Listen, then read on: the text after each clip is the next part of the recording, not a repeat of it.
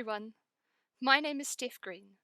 I write paranormal romance under the name Stephanie Holmes, and I am a multi-six-figure and USA Today best-selling author. Today, I wanted to talk to you about self-publishing and what an amazing opportunity it is for authors like me and you to gain control of our careers and to earn a great living. You're going to find all the information in this video, plus a ton more, in my new book and on my new website for authors. My book is called How to Rock Self-Publishing. It's perfect if you want to inject a little punk rock DIY ethos into your indie author career. It's all about how to tell your story, find your readers, and build a badass author brand. And you can find it on my website, www.rageagainstthemanuscript.com. I'm here to tell you today about the amazing year I had in 2019. A $200,000 year, in fact. All earned from my indie publishing.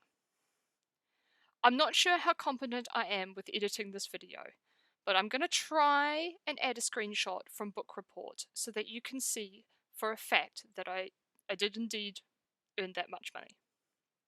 I'm still pretty in awe about that number. It's just wow. I mean, $200,000. I mean, wow. So I wanted to talk about how I got there. I figured I'd show you how I did it and how you could do it too.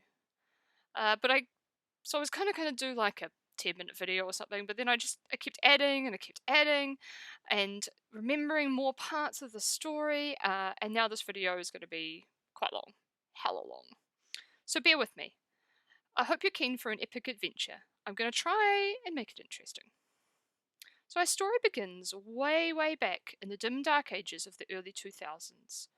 I had just graduated from university with a degree in archaeology and an unshakable enthusiasm to get out into the world and dig up all the things.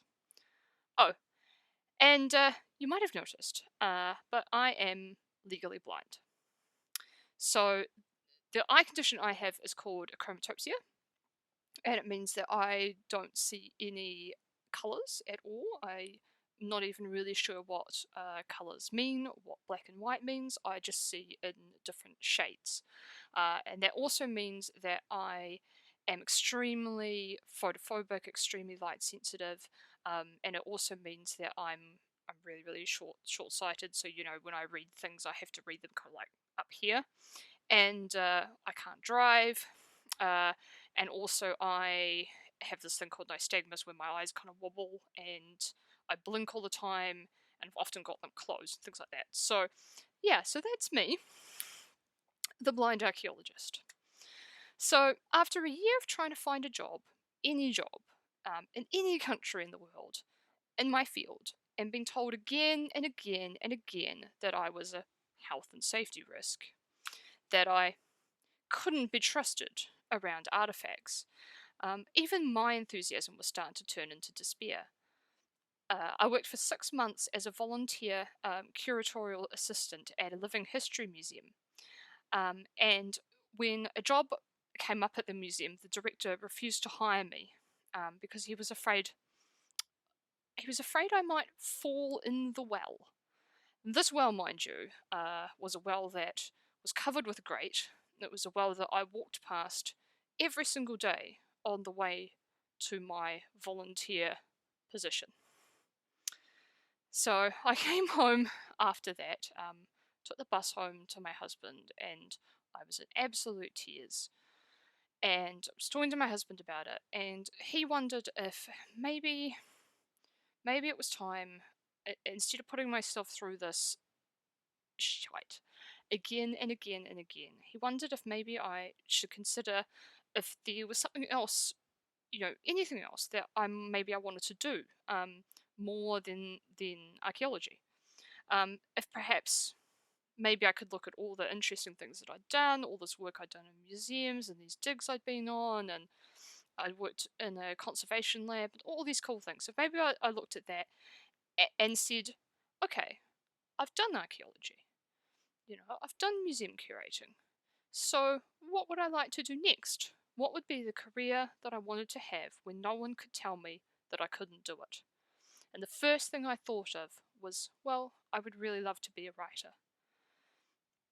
I've always written short stories and novels, and I'd always planned to write alongside, being an archaeologist and an adventurer and all these things.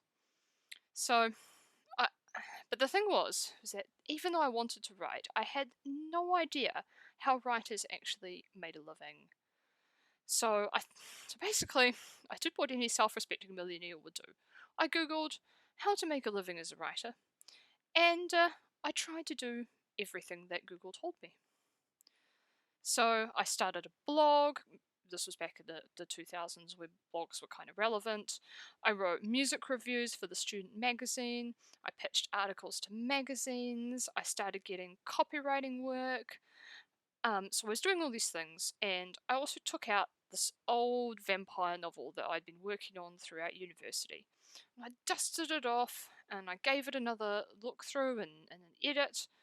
And while I was pursuing this writing for a living thing, I got a job as a Braille transcriber. It was this, it was a really wonderful job with super great people and I really loved it. But ever since I realised that I couldn't be an archaeologist, I'd been working towards this dream of writing full time.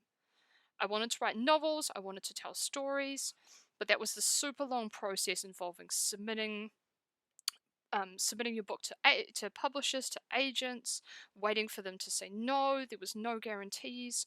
I was young at the time. I was really hungry. I was kind of desperate to prove that this was the thing I could actually do, and I was just kind of sick of hearing no all the time. I didn't want things to happen in a couple of years. I wanted them to happen now. I think I've always probably been the type of person who really should be my own boss.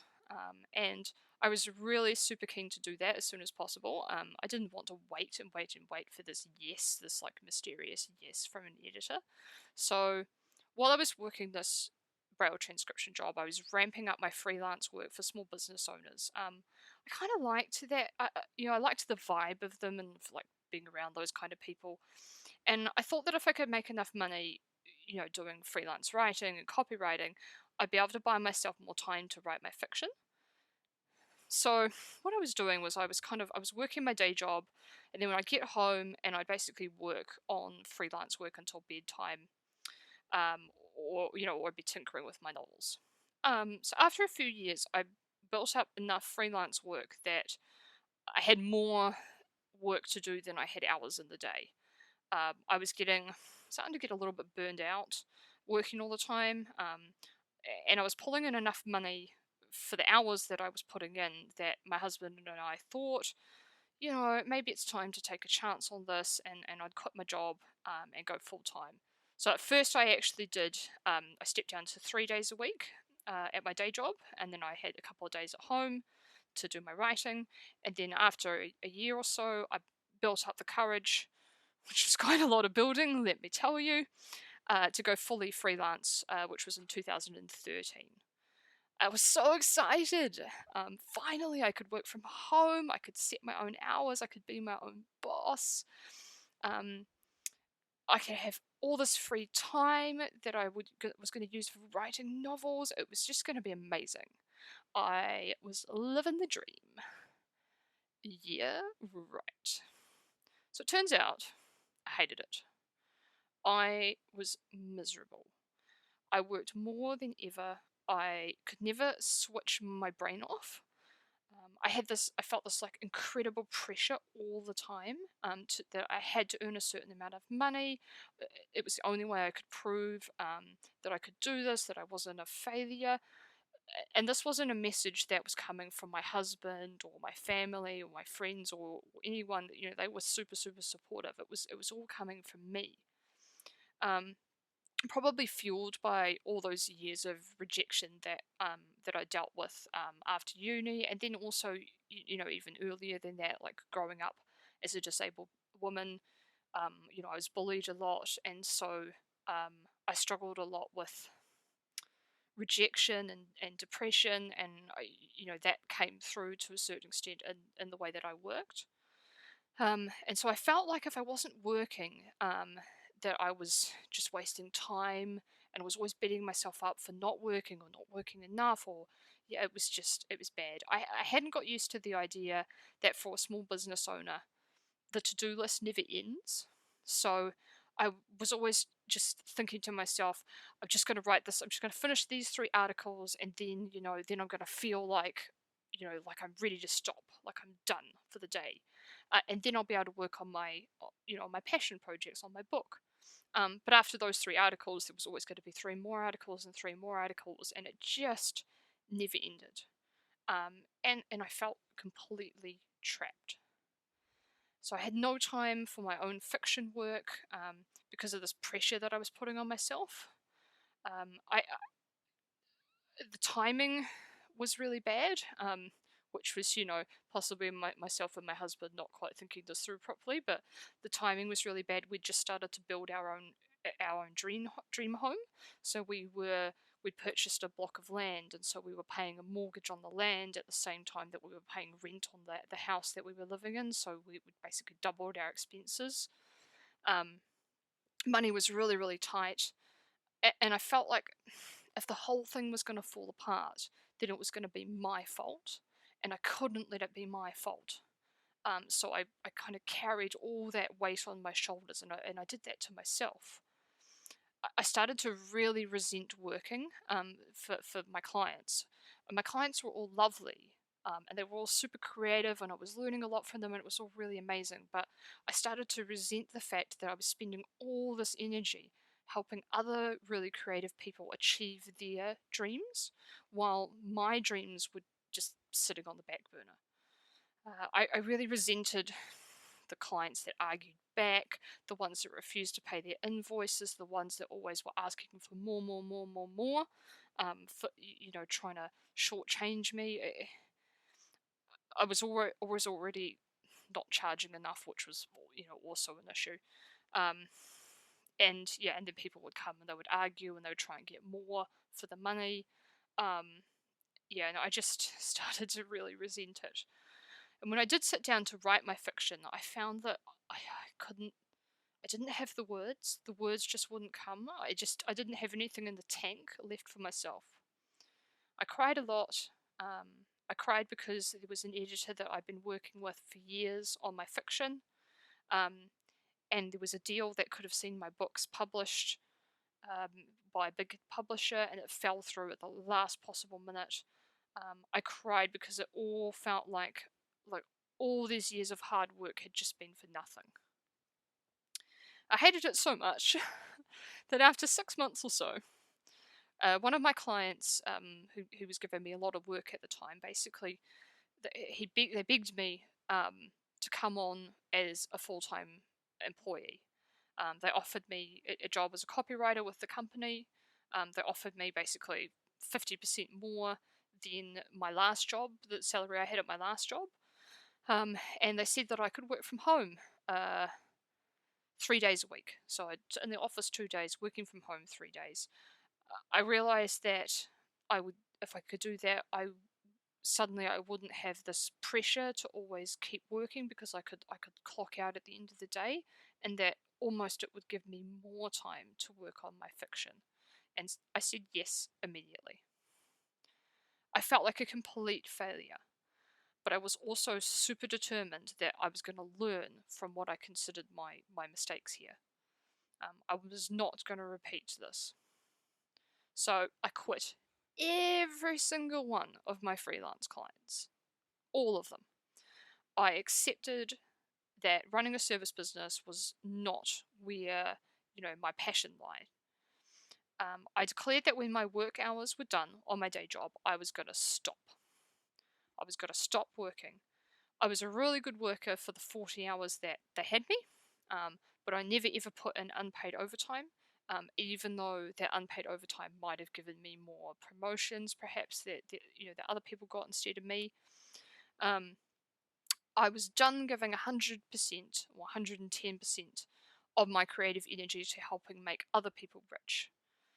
So I needed to save something for myself. So instead, I clocked out after 40 hours, and I spent my free time working on my books. I learned about self-publishing. I dedicated myself to being a successful indie, but only if I was having fun while I was doing it. I decided that I didn't have the fortitude to start a business and build a house at the same time. So even though my books started doing really well, around 2015, I waited until our house was finished before I even considered quitting again. I taught myself to be grateful to my day job for giving me the money to pay my mortgage while I learned and grew my readership and dealt with the stress of building this house. I tried to stop beating myself up and calling myself a failure because it literally wasn't true.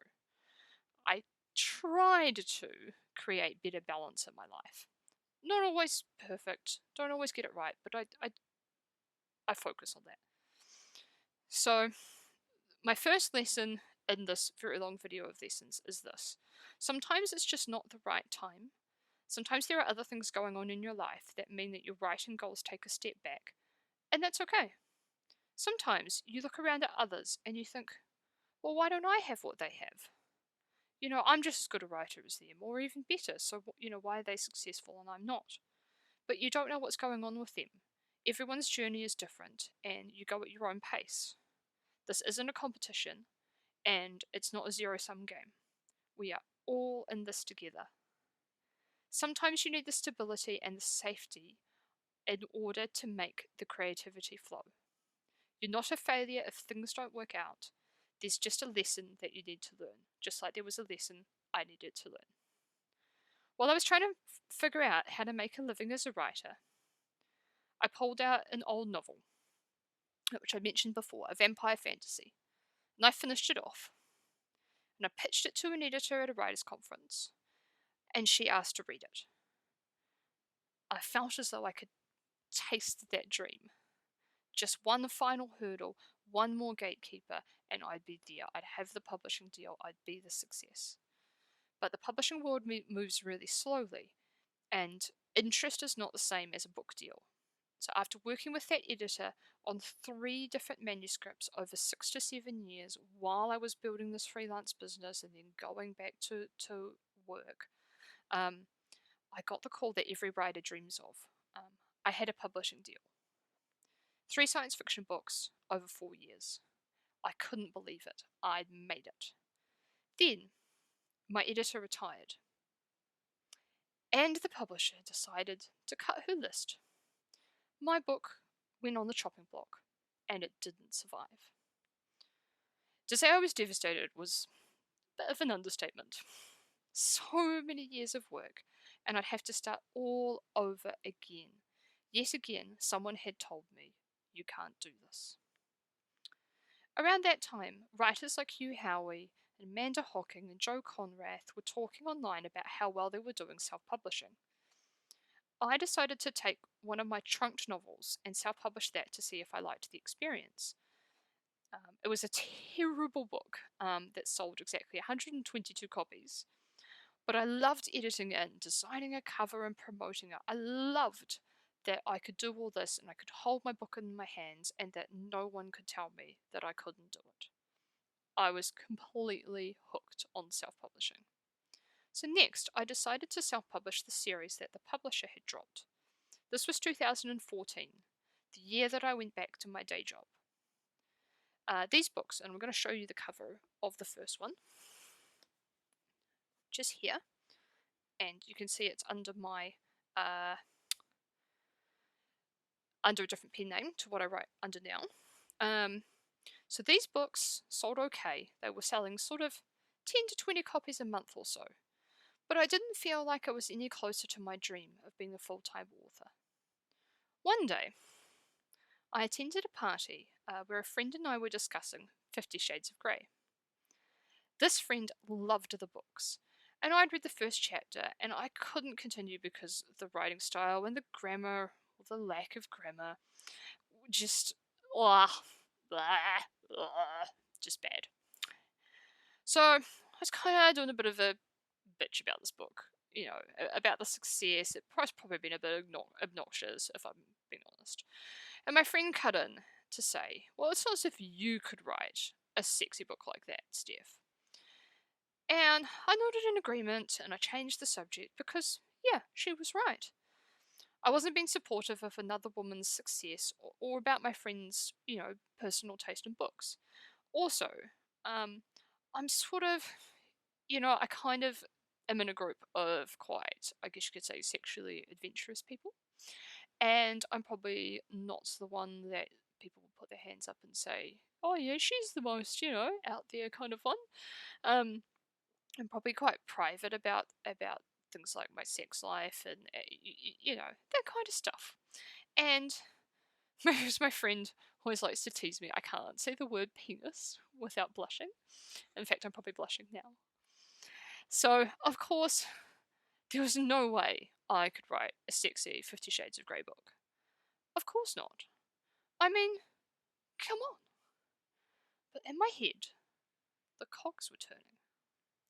Challenge accepted. So, in secret, without telling anyone, I wrote a 30,000 word paranormal romance about a fox shapeshifter who lived as a reclusive artist, and the gallery curator who brought him out of his shell. There was a shifter war and an unhinged brother in a crumbling medieval manor, and all sorts of murder and chaos and intrigue. I had never had so much fun or found that the words came so easily as when I was writing this book. So I finished the book in 3 weeks, and I'm just showing you what the book, which is this one. It's called The Art of Cunning. I finished The Art of Cunning in 3 weeks. I paid $50 for a cover, and I published the novella in April 2015 under a secret pen name, which was Stephanie Holmes. And I chose the pen name because Stephanie's my first name, and I thought, well, if I could have any fictional husband in the world, who would it be? And I thought, well, I'm super into Sherlock Holmes, so I could marry Sherlock Holmes, so that's what I did. So under Stephanie Holmes, my secret pen name that I never intended to share with anyone, I didn't even tell my husband. I basically expected nothing to happen, except that one day, 6 months' time, when I wasn't so mortified about the sex scenes in this book, I would show it to my husband and my friend, and we'd all have a bit of a laugh. So, yeah, so I published it, and I thought, meh. And then it sold 1,000 copies in a week. I could not believe it.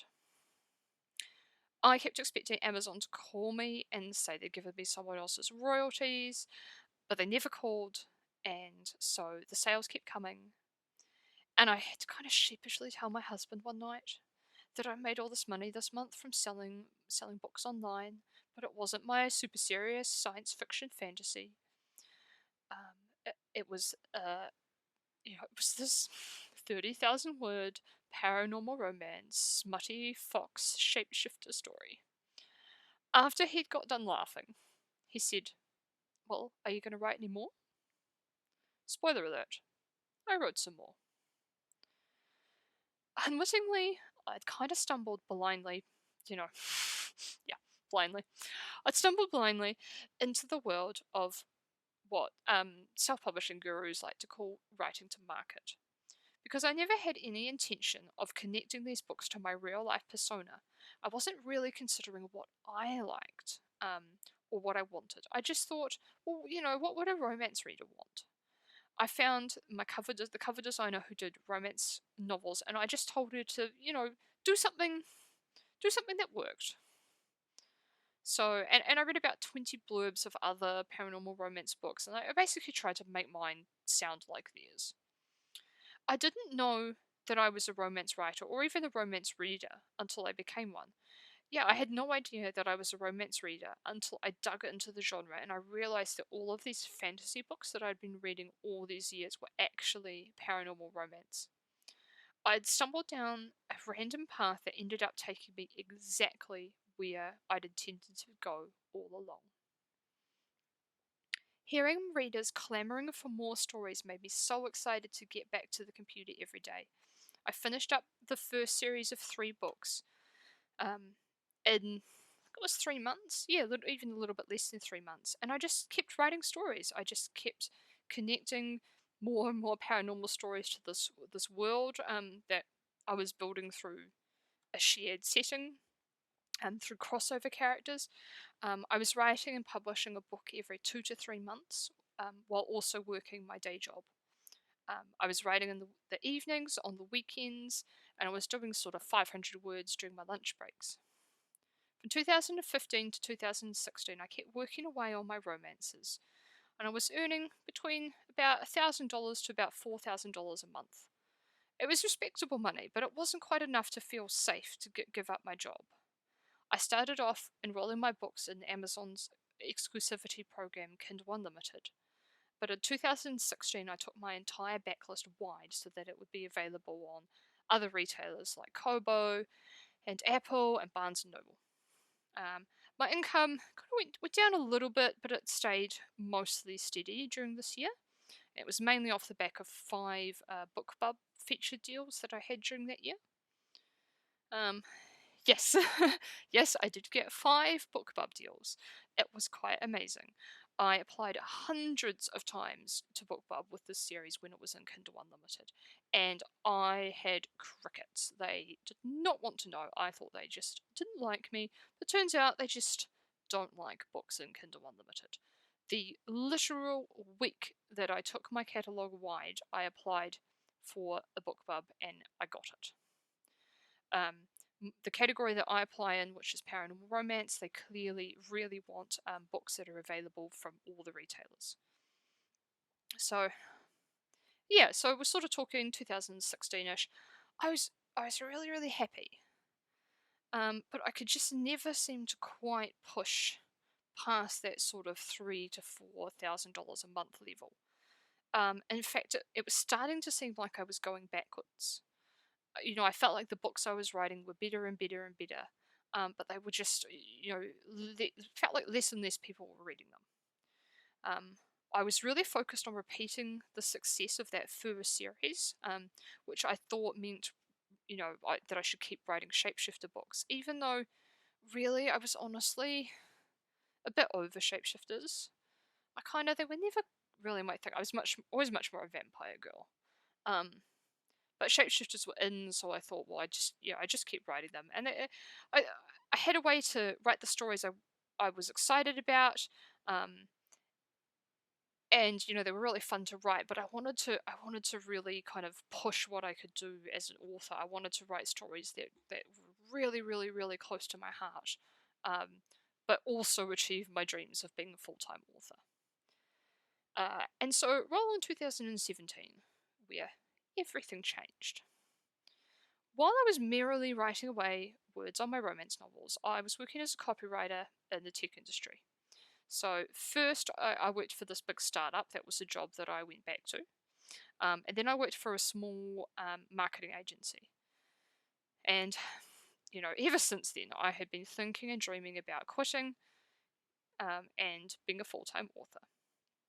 Which is no reflection on the wonderful people that I worked with, who were all absolutely lovely, but it was mainly that I kind of prefer hanging out with my cats to making small talk around the coffee machine.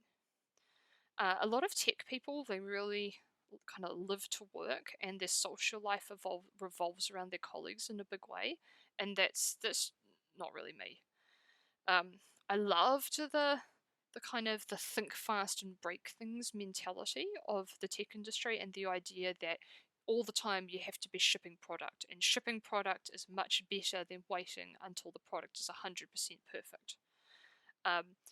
I feel as though I've probably carried a lot of that kind of ethos, that tech industry startup ethos, over into my own business, which is quite interesting. But what I didn't love about the tech industry was this mentality that the company was your whole life.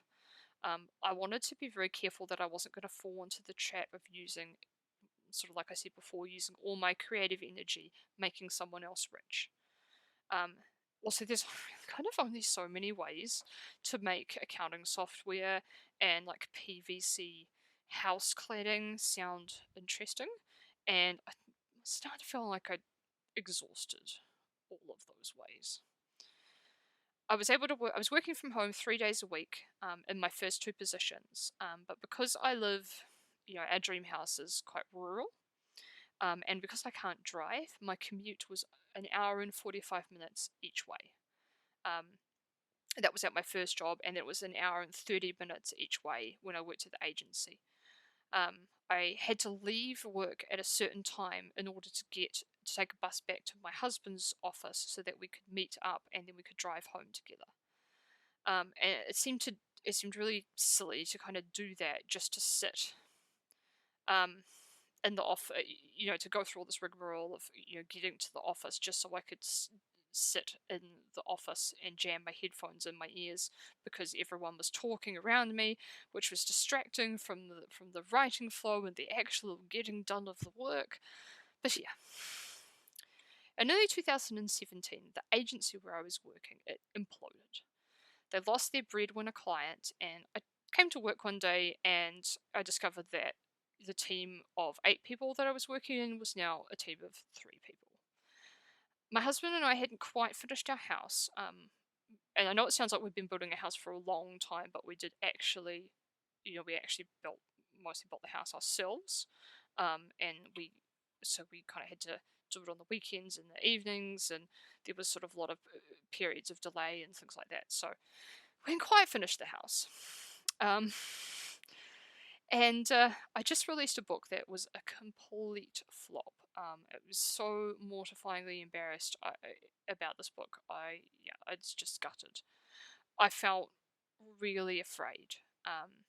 My husband thought he's amazing. He's super super supportive, and he was thinking this was the ideal time for me to just quit the agency that seemed to be going under, and just write, and the money would work itself out.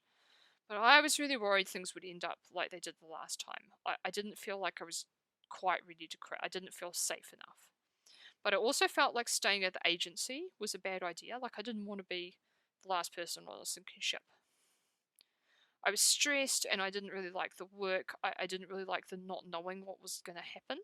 So I decided to leave. And then we could manage for a few months, and then I'd look for something else, or maybe the writing would pick up. I didn't know. I just know I had to leave.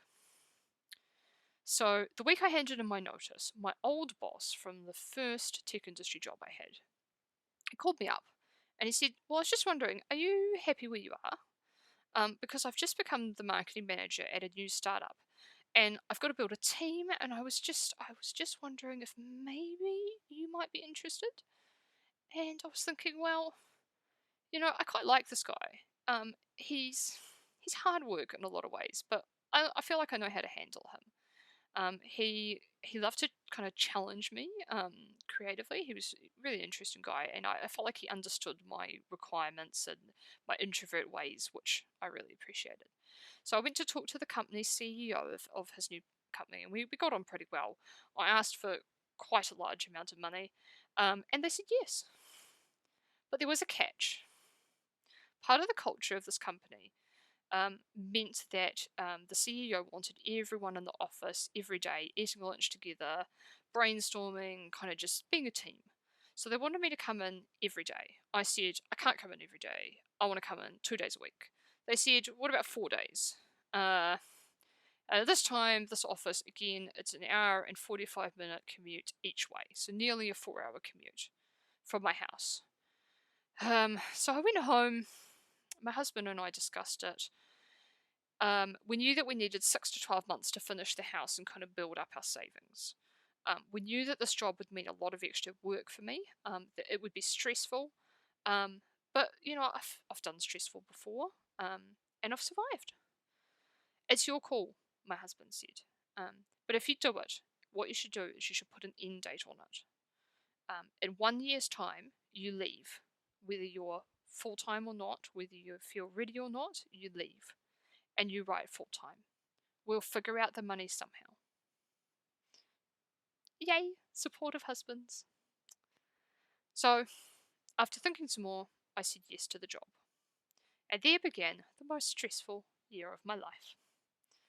The day before I started at work, my boss emailed me to say, "Oh, by the way, Our office has moved to a new suburb.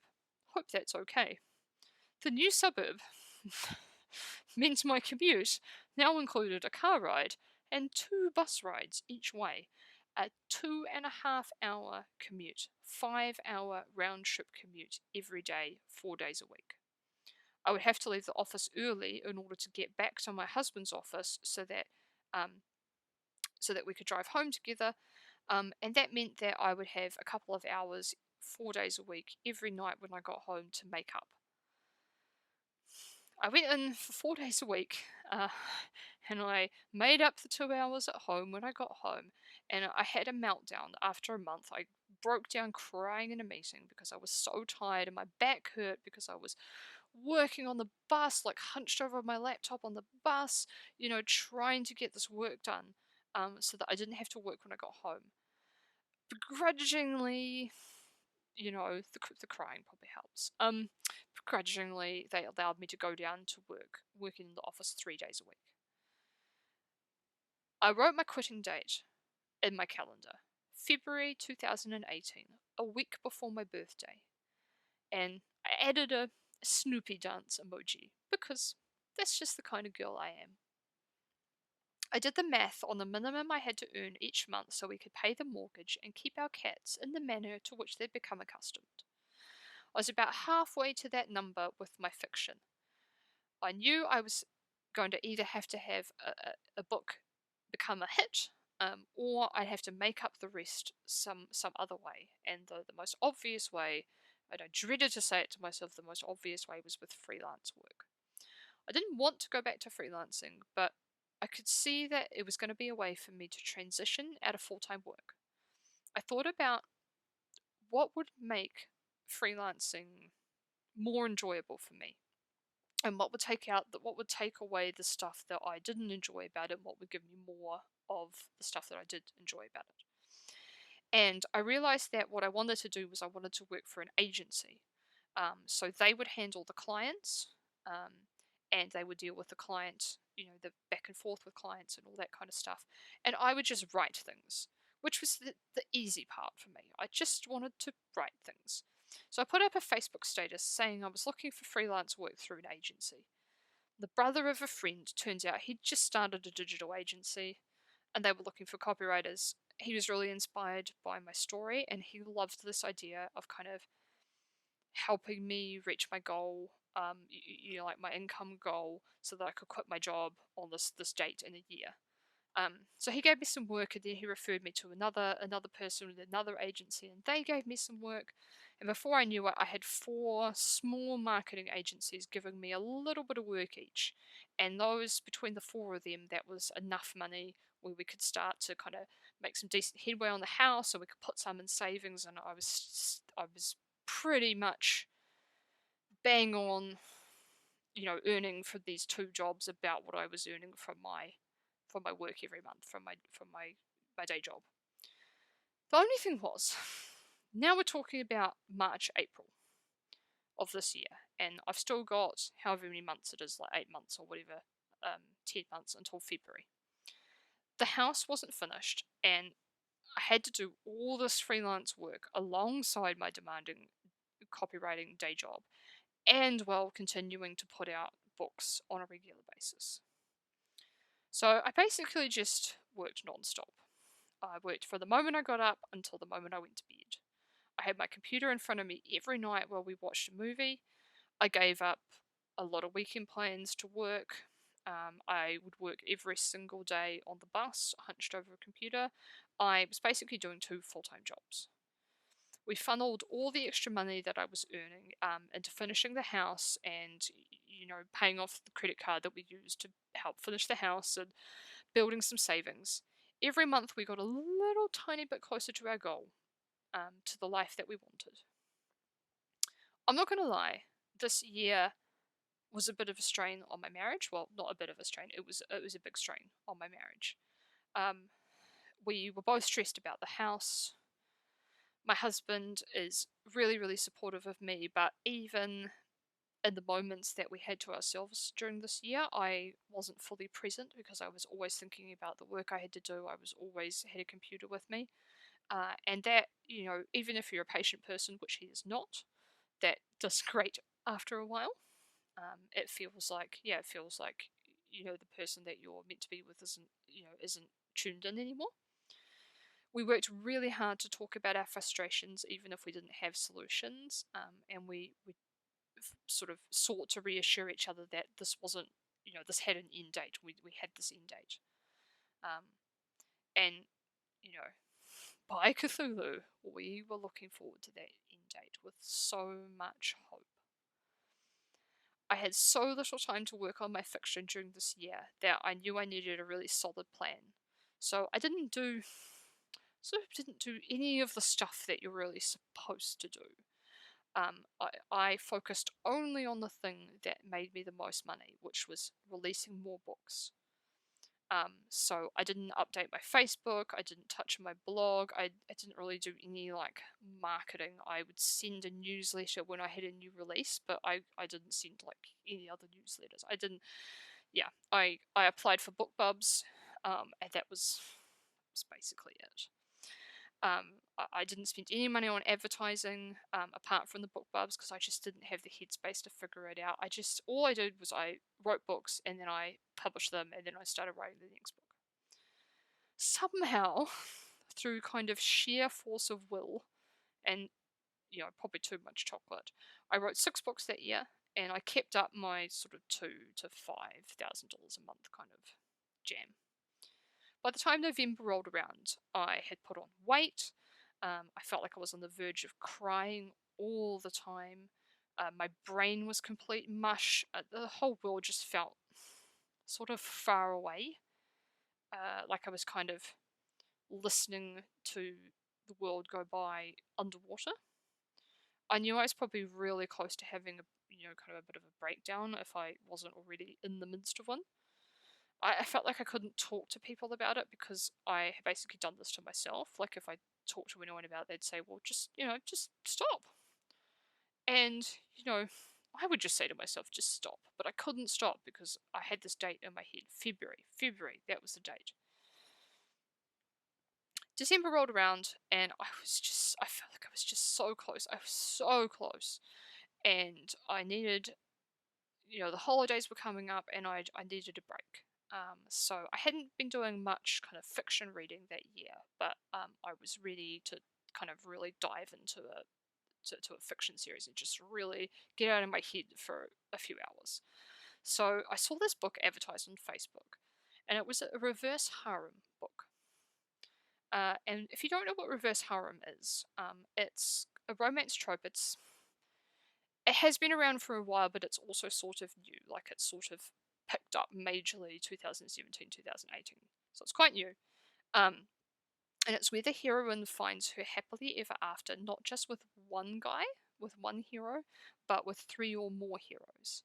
So all these guys in her harem will share her, and they all, by the end of the book, no matter what trials they go through, they all end up together and happy. Everyone's cool with it. They're really cool. I was so desperate to read something that I could escape into, and I'd never read one of these reverse harem books before, but it just looked like fun and it looked like totally my kind of thing. So I thought I'd just read a few chapters, and I started the first book, and I thought, I'll just read a little bit, then I'll go back and do some work. But then I just sat down, and over the course of a day, I read all 3 books in the series. And I started hunting around for more of these. I was absolutely hooked. They felt so fresh and new and modern, and just the community of readers around them were just so cool. They reminded me of how much readers like me need books to escape things. And yeah, that, I was a reader and I turned to fiction to escape when I was stressed out, and that I could be that for other people. So I thought this reverse harem thing was so cool. I was addicted as a reader. I read so many over December and January, but I didn't think I would ever be writing something like that. I was like, just like the 50 Shades of Grey thing. I was like, that's not me. I can't do stuff. I can't do something like that. One girl, three guys. I can't do it. But then, famous last words. An idea bit me, and it would not let me go. So after I finished the last book in the Wolf Shapeshifter series I was working on, I wrote my first reverse harem book. It was a flurry of inspiration. I was churning out like 4,000 words a day on the bus, going to work.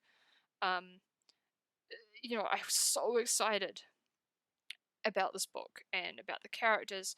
It was probably what got me through the last 2 months. In fact, not probably, it was what got me through the last 2 months at my day job. I released this book into Kindle Unlimited the same day that I handed in my 2 weeks notice at my job. And it instantly became my best-selling book of all time. For the first month ever, I hit my income goal solely from fiction. It really felt like it was a sign from the universe. So 1 year, nearly exactly to the day since I started at that kind of hellish job, I said goodbye to the 5-hour commute. I had my last donut morning tea with my workmates. I went home in a daze. I couldn't believe it. My first day at my new job. It was my birthday. I got up at the crack of dawn. I wrote 5,000 words on my second reverse harem book. I cooked dinner and I played with my cats. I actually watched a movie in the evening with my husband without my laptop perched on my lap. It was the best day I had in a very long time. So this was February 2018. And I spent the rest of 2018 writing that reverse harem series and focusing on growing my fiction income. I still wasn't running any ads, but I was learning to engage with readers over social media. I was testing and tweaking back matter. I was reading a ton of reverse harem and paranormal romance books to study the market. And because I just really love these books. These are my peeps. I felt like I felt like I belonged. And it was just all so much fun and so exciting and so wonderful. I wrote really, really mean cliffhangers. I'm mean.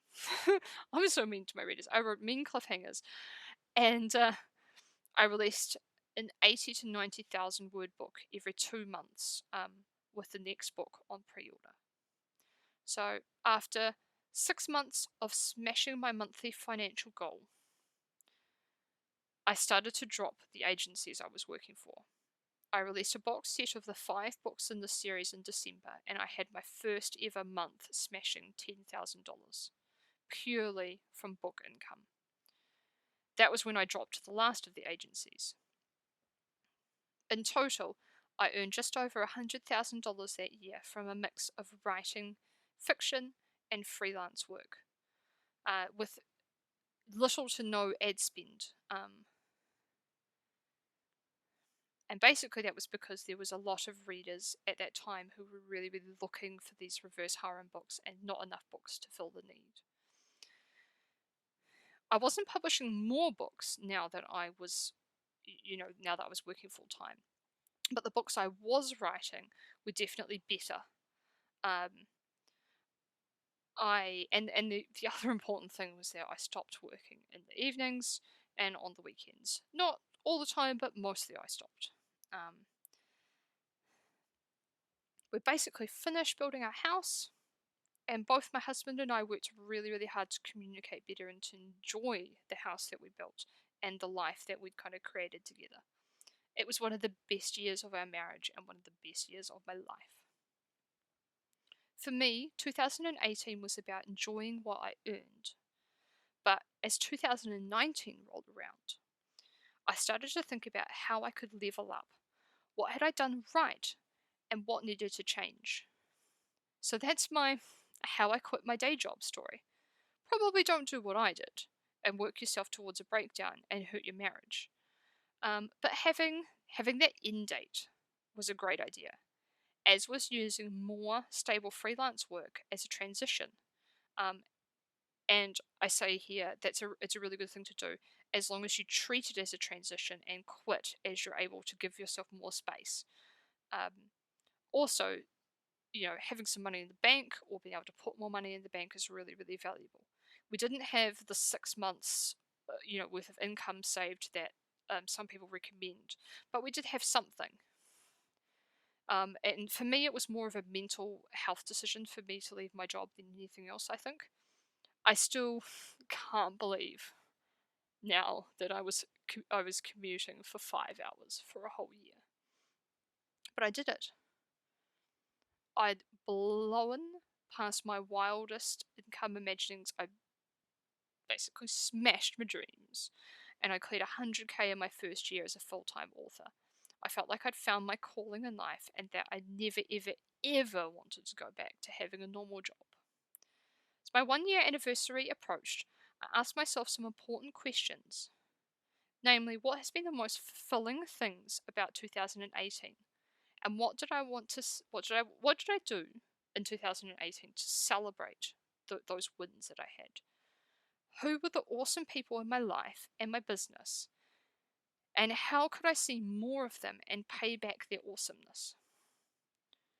Where was I wasting time and money, and what have been my best investments?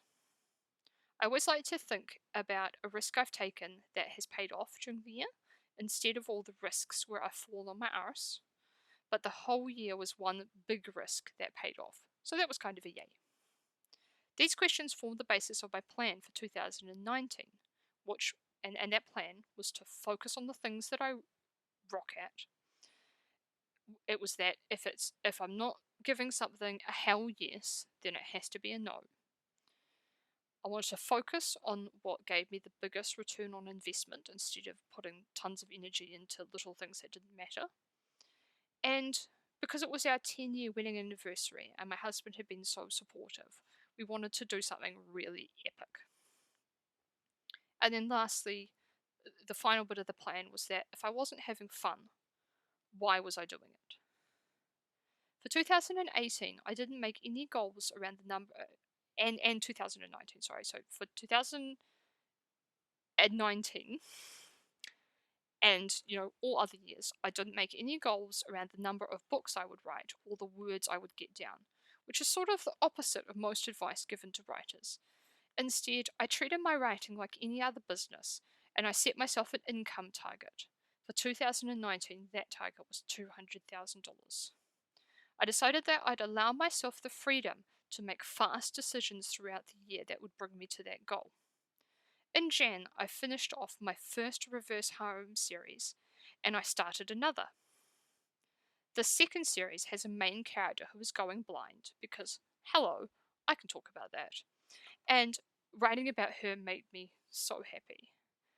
I published 3 books in this series a month apart, and they do even better than my last series.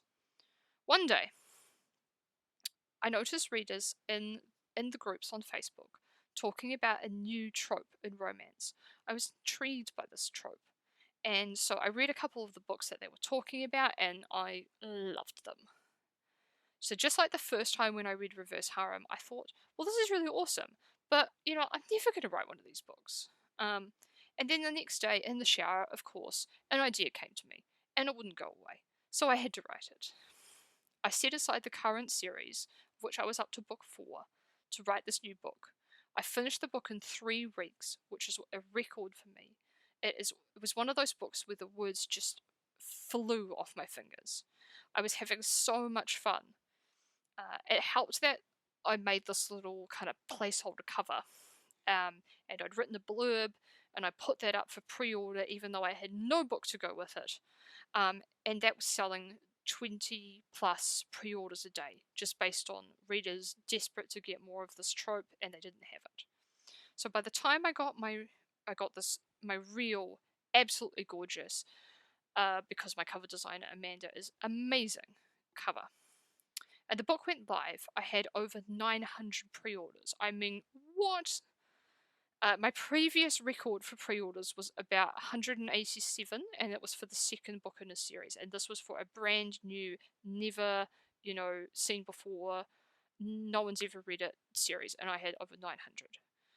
So I sent out an email to my list, and posted some teasers on Facebook, and that first day I just watched the rank climb and climb and climb, and it kept climbing, and it kept climbing, and on launch day the book hit 23 in the entire Amazon store. It stayed in the top 100 for 5 days, and it stayed in the top 1,000 for over a month. No paid advertising. I mean, what? What is this? What even is life? What? I got so lucky. I mean, yeah, I got lucky. But that luck happened because I was deeply involved in the genre. I watched what was going on. I saw an opportunity, and I had the freedom in my schedule, and I had the skills to take advantage of it. If I hadn't taught myself how to write fast or how to create a great blurb, I never would have had the pre-orders that I did. And if I hadn't already been plugged into the community, I might not have had the buzz that I had. If I hadn't written a super mean cliffhanger that had readers going, what the fuck? We need to know more. We don't understand. We need more, more, more, more, more, more. If I hadn't written that super mean cliffhanger, with the next book on pre-order, I might never have seen the sell-through I had. And to give you an idea, there was over 1,800 pre-orders on book 2. But luck will only get you so far. I knew I had to stay true to my plan and focus on what I was doing well. So clearly, that was this series. So I set aside my other series for a bit, and I doubled down on the successful series. I wrote books 2, 3, and 4, one after the other, each one releasing around 2 months apart. About a third of book 3 I wrote on trains while we were travelling around Romania and Germany on the epic 6-week adventure that my husband and I went on as our 10-year wedding anniversary. This series accounted for around $100,000 of my income in 2019. I've got the final numbers in front of me, but it's definitely that much. It's probably even quite a bit more. As well as selling ebooks and paperbacks through Amazon, Kobo, Apple, Barnes & Noble, and Google Play, I also earned a bit of money that year from a Kickstarter campaign that I ran with an illustrator friend of mine for a gothic children's book. I had the idea for this book in my head for years and years and years. One of the coolest things that I've ever done was this project. The book is called Only Freaks Turn Things into Bones, if you're interested. It's by Steff Green. It's illustrated by Bree Rowland. The book was picked up by a small press publisher, and it stands currently as my only traditionally published book. So I also started selling audiobook rights. So I sold the rights to one series, which is this series, which is my Nevermore Bookshop series. This is the series where the heroine is blind. So I sold the audiobook rights of that one to an audiobook producer, and I started producing producing myself the audiobooks for the Miskatonic series, which is this series, which is my super big big breakout hit series. So I started producing the audiobooks for that. And so audio has accounted for some of my income in 2019. And the other things I've been doing is I've also started speaking about self-publishing and about my journey. I've been giving workshops on self-publishing here in New Zealand where I live, and also abroad.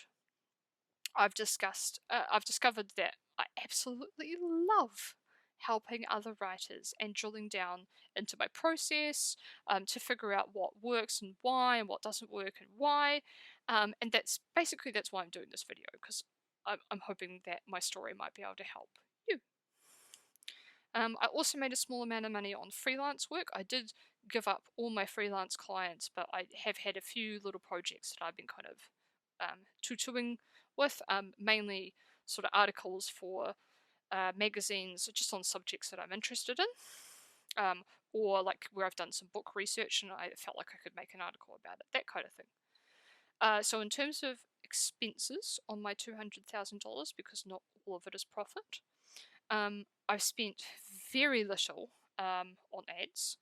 I have only started doing Facebook ads, AMS ads, in the last sort of 4 or 5 months. And I have someone that I've hired to do that for me. So for the first 6 months of the year, I sort of tried to figure out how to do ads successfully. I am a copywriter by trade, so the actual writing of the ads and kind of understanding the concepts around it, that came quite naturally. But I found I was really resistant to doing ads and to tweaking them and things like that. And so after 6 months of trying to force myself to do it, I realized that I would be better off putting my attention to things that, the things that I do really well, and hiring that out to someone else. So, so that's what I did. So I have spent some money on ads. What else?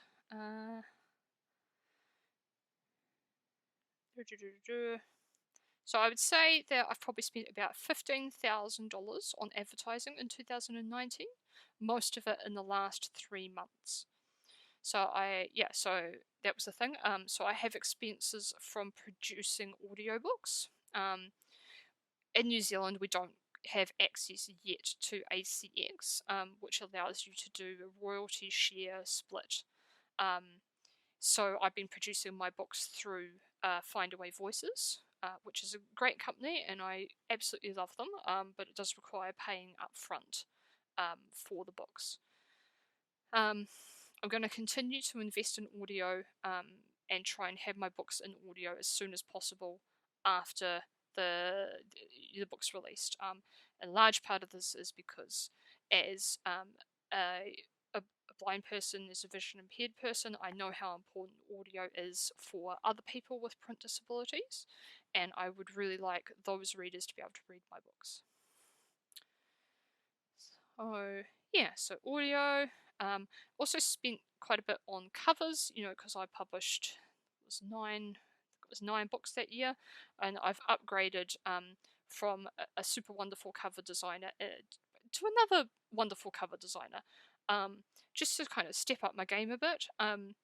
She does a lot of photo manipulation, a lot of painting, digital painting, things like that. So I used to spend maybe around $150 US on a cover, and I now spend around $500 US on covers.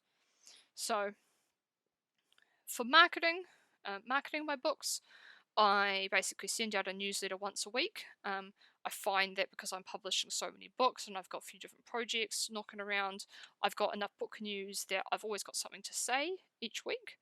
So I've got new releases, or there's a teaser, or there's a competition people can enter, or like, a little group project, click on the link and download different free books, things like that, or a new audiobook, just all sorts of things. So I've always got some news.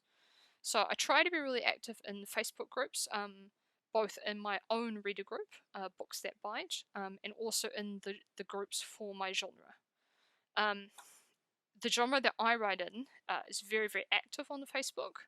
Not all genres are, but wherever your genre is, I encourage you to find out where those readers hang out. And, because you're a reader too, go and hang out with them. I'm also trying to do a lot more on Instagram because I kind of personally really enjoy it. My books are in Kindle Unlimited, which is really great for me as a not super well-known author, because it allows new readers to find me and try me, and it feels really risk-free to them. A lot of the readers in my genre read in Kindle Unlimited because they're very voracious readers. These are the people who are reading like a couple of books a day kind of thing. So they need Kindle Unlimited or they go broke.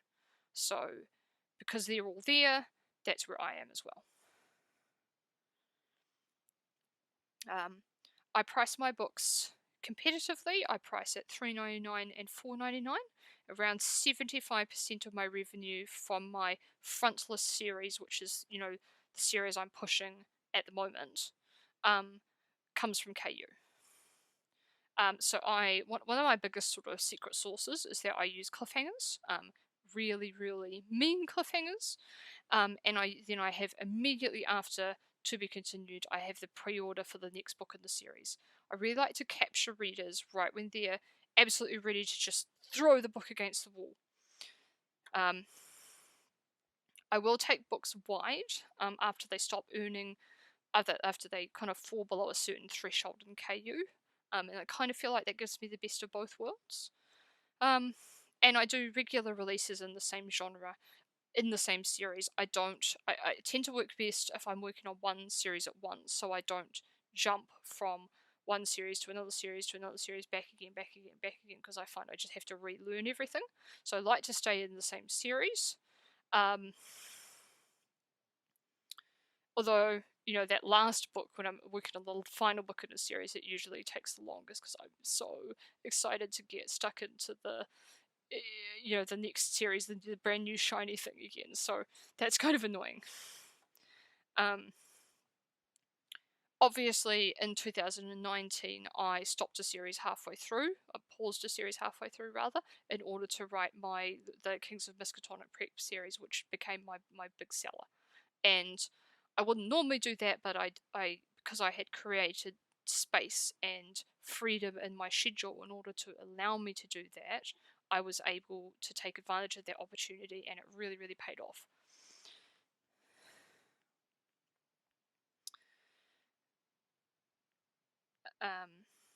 So in 2019, I published 10 books, 6 full-length novels, 1 novella, which was a Christmas novella, 1 short writing guide, 1 children's picture book, and I also wrote 2 full-length novels that I didn't publish, that I've published since I published this year in 2020. I did all of that while also taking 2 months off to travel around Europe in search of vampires. I imagine that my output this year will be similar, around 10 books, maybe more, maybe less. So another thing I do is I use a freebie to get people into my newsletter. I've experimented a lot with different types of freebies. I've done kind of bonus epilogues, I've done full short stories, and then what I have recently started doing is I take a scene from the first book in the series and I rewrite it from another character's point of view. And by far, the alternative point of view scenes are the most popular and they're also the easiest to write, so that's what I do now. Other things that have helped me, I've done the thing where I've pulled myself in lots of different directions over the years, and I've kind of chased lots of different shiny ideas, and it's never ever ever done as well for me as when I've just focused on one series at a time and this one pen name, just giving readers more and more and more of what they want. My strengths are what attract readers to me. They want to read my different takes on the same basic story over and over and over because, they're awesome. And I want to give them what they want. My guiding principle for my business is that and this is completely true, is that there are probably 100,000 easier ways to make a living than to be a fiction writer. So if I'm going to be doing this, then I had better be having the best damn time in the world. Because otherwise, what's the point? If I'm only writing a book or doing an event, then I better be super excited about it. I'm probably a little bit nervous about it. Because, if not, what am I doing? Why don't I just go back to my day job? If I'm not having fun, then, I should go be an investment banker or something. Other things I have learnt is that, supportive family and friends are the most amazing gift, and you should hold on to that gift. So, yeah, basically that's me. What's next? So I sat down this year with my same set of questions that we talked about before, and I cut some time wasting kind of nonsense from my life, and basically for 2020 what I'm doing is I am doubling down on what I do well. I have made myself a simple goal, a single monetary figure that I want to earn this year. That figure is $400,000. I am going to get there by doing more of what I do best. I am going to trust my gut. I am getting great people who know their shit to come work for me and come stand in my corner. And I'm going to have so much fun. I published the final book in my big series in early January, and so far it's looking as though this January was my first ever $30,000 month, which is amazing. I've got a new series launching on the 1st of March, and the continuation of my unfinished series, the Nevermore Bookshop series, which has 2 more books to go, is going to be launched in March as well. After that, I don't know. It's all darkness and possibly dragons, and that is just the way I like it. If you are like me and you want to make a living as an author, you want to quit your day job to do it, then here's my advice. 1. Write your quitting date in the calendar. 2. Dedicate yourself to spending every spare moment to reach that goal, at least in the short term. 3. As much as possible, put any distractions on hold that aren't feeding your family, loving them like crazy, and moving yourself closer to that goal. This is not the year to go on a big holiday. This is not the year to build a house. I know, famous last words. This is not the year to start a different kind of business. This is the year to double down and think about your goals. 4. Choose one genre, one project, one pen name that you're good at, and focus on that. You can always branch out later, but this is not the year to be trying to do several different projects at once. 5. Look for ways to add steady income to replace your day job as kind of a transitional thing. This could also provide savings while you're still working your day job, so that you can get to your goals faster. Freelance is really good for this, and obviously anyone who's a writer has the skills to be a decent freelance writer. And the most important thing is to just put that end date on it so that you don't burn out. Number 6, you got to work your ass off. Like, there's just no getting around it. You have got to put the work in if you want to get the rewards. Number 7, something. Number 8, profit. And finally, here's my plan to have, if you want to be like me and if you want to have a $200,000 year. 1, write the stuff that you're good at. Write the stuff that your readers love, again and again and again. 2, if you want to try something different, like for example my kids' book, Only Freaks Turn Things into Bones, use your bread and butter pen name or your bread and butter genre to buy yourself the time for that project. 3, listen to your people. I love to do little polls in my Facebook group, and I have a lot of insight into who my readers are and, what they want and, what they dream about and what they love, and that really helps me with making decisions. You've got to know who you're writing for. Number 4, listen to the people who are smarter than you. The key word being listen. I'm just about to scrap the cover of a new book that I absolutely love. And I'm so sad to do it because it is beautiful. It's one of the most beautiful covers my designer has ever made me, but it's not performing. And other people that I trust say that it's the wrong cover for the book. And if it's not getting me closer to my $400,000 goal, I have gonna change it, or I'm gonna get the fuck out. 5, the secret sauce is doing the work. That's it. That's the secret. This is no get rich quick scheme. There's no shortcut. The secret sauce is doing the work. Number 6, build the foundation first. When you have money coming in, consider outsourcing things that you don't enjoy doing or that suck energy away from the work you do enjoy. But first, you need the foundation. Focus on the things that, this is number 7, focus on the things that you have the power to control and change, which are actually most of the things. No, you don't know how well a book will do, but there's always the next book.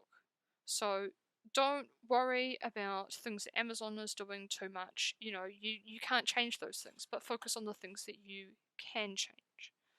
Number 8, give yourself space to take risks. Some risks might fail, some might succeed, but you don't get to a new place by doing the same thing over and over again. But you need the space, and by the space I mean space in your schedule, I mean space in your head, like creative space. You need the space to see those opportunities and to do something about them. In the tech industry, we call this being agile. We call it's about moving fast so that you're the first one to market with something that people didn't know they needed, but suddenly need very, very badly. And it is a very good position to be in. Number 9, have fun. Or become an investment banker. That's an easier way to earn $200,000 or $400,000 or more. So if you're not having fun, why are you doing it? I think that's all I can think of for now. But if you have questions, I am totally happy to answer them in the comments. Or maybe I'll make another video. I haven't decided yet. Also, if you want more free advice and resources for authors, or to grab a copy of my brand new book for writers called How to Rock Self-Publishing, then head over to my website, www.rageagainstthemanuscript.com. Thank you so much for listening. See ya. Bye.